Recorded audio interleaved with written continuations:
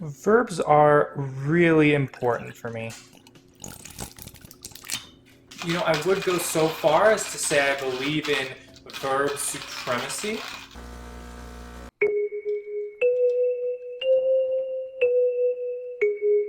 So in Europe, verbs have tons of conjugations, they have tons of tenses, they have tons of aspects, moods, all these strange ways to look at the verb. You can't make a full sentence without a verb at all. In Asian languages, the ones I know, the verb contains a lot of important information about politeness, about respect, about formality, about other aspects too, like causality, about ability, about permission. And so for me, the most effective way that I spend my time is by focusing on verbs.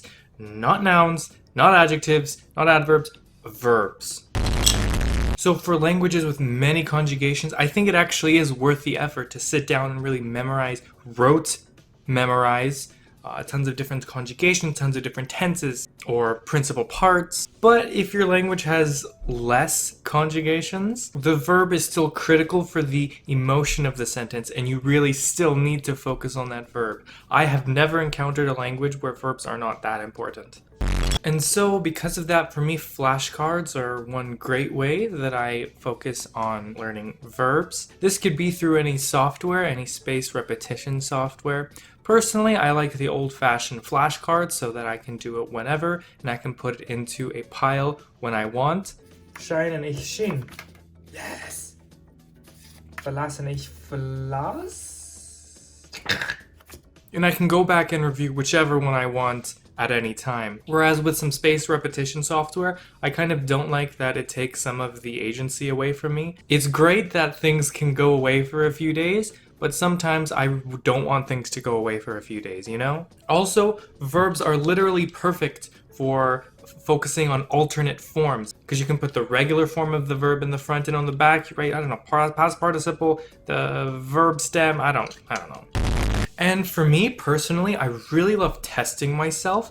I think it's a weird little quirk I have because of my experience. When I was learning French in high school, of course, high schools are going to make you focus on memorizing a bunch of different forms. But for me at that time, to relieve the stress of it all, I would just repeatedly write out the different forms of the verbs at home to study. Same thing when we learned a different tense, when we learned imperfect, when we learned future tense. I just wrote it over and over and over again, just like Bart in the intro to The Simpsons. So for me, it's kind of like therapeutic almost. You know, some people use the rosary beans to relax because it's like a repetitious action. But for me, verb conjugations are very relaxing because it's repetition for the most part, right? Period. That's not period. And usually there's some kind of rhythm, so that also adds to the, comfort of me memorizing verb form so much. From how I see it in European languages, it seems like nouns usually derive from verbs. Usually the verbs come first, and then we modify them and change them a little bit to become a noun. And so because of that, learning the verb is the most effective thing you can do, because there's probably several related nouns to that verb. So just like off the top of my head, in something like German, they have the verb impfen. Impfen. That would be like to jab, to inject, to vaccinate, inoculate, something like that. And then from that, they get the noun form, die Impfung. So you could maybe say, Sie impfen mich, or you can say maybe, Sie geben mir die Impfung. But all of that is based around that verb stem and some change to it. So basically, if you know verbs, you also know very many nouns, just naturally coming from that. In something like French, for example, you have the verb réussir, which has the meaning of succeed. Then you can get a noun out of that, la réussite, for example. So just based on knowing a lot of verbs, you can also know a lot of nouns. In the Asian languages I know, I can't say about all Asian languages, there's so many, but for the Asian languages I do know, it's a little different kind of mechanism because a lot of words come from Chinese, or in the case of Chinese, there's not such a strong distinction between verb and noun in terms of morphology. And for something like the, neighboring languages, they imported a lot of Chinese words as nouns. So those foreign words are nouns usually, and maybe to make a verb out of that, you probably add do after that noun, right? But still, with the native vocabulary of those languages, it's the same thing as in Europe. You can learn a lot of vocab using very few verbs. Especially in the example of Korean and Japanese, there's a lot of compound verbs that they have. Using two verb stems, they make an entirely new verb. In European languages, usually there's some kind of phrasal verb, I'll call it. I'm not sure what to call it, but usually we modify verbs by changing a preposition, right? So in English we have, put, put on, put in, put off, put all of these things. They change with a preposition. German, same thing. Schreiben, überschreiben, anschreiben. Same thing for Latin languages. Poser, proposer, reposer, supposer, But for Korean and Japanese, it's even more directly related to the verbs. So for example, in Korean, you have nara, which means to fly.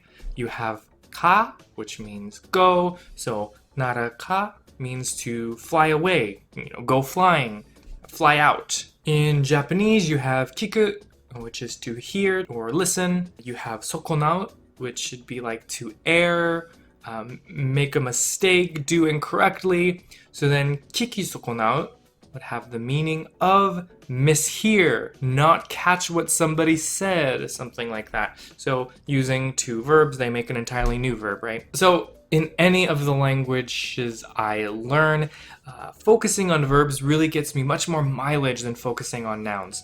Here's another thought experiment. This in German is der Stift, right? This is a pen, it is der Stift. A somewhat related verb would be schreiben, which would be to write. How much can I use this word Stift in a sentence? Like, I need a pen. I can say I use a pen, but I feel like schreiben would have so much more use.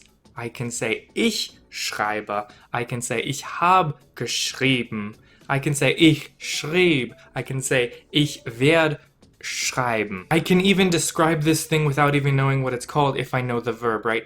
Ich brauche es zu schreiben. Then I can even learn other verbs if I add some kind of preposition like überschreiben, anschreiben. There's probably other ones too that I can learn from that. I don't know. I'm just making this up. I don't know if this exists. Abschreiben. I don't know if this word exists, but probably die Schreibung exists. I just made that up. I don't know. In post, I'll find out if that word actually exists. But basically, you get so much more mileage from verbs than you do from specific nouns. So of course, you do have to learn nouns, but I think I naturally learn them along the way. Verbs, I have to very consciously learn because they are so critical for all languages that I've learned. And of course, I haven't learned all the languages out there, but I think for the ones I learn, this strategy has worked fine because verbs are just so critical to most languages. In fact, I can't even understand how a language would work with